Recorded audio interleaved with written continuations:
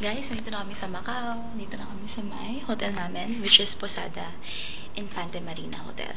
4-star hotel siya dito. And, ang ganda. Yan.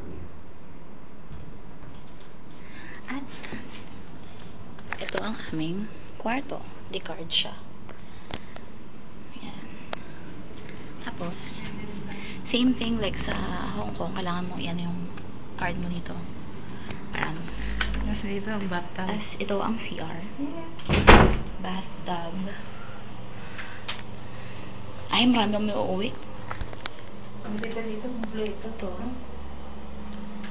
At may phone pa sa tabi ng toilet. Bonggang-bongga.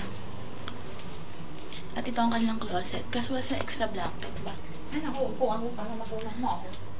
Ayan. In-upgrade daw nila kami sa deluxe room. I don't know why.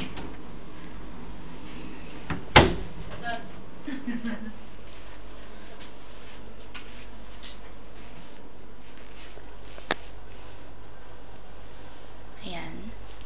Ito balot, hindi na ilaw. Na ilaw siguro ito. Para lumiwanag. Kaya mo. Makatats.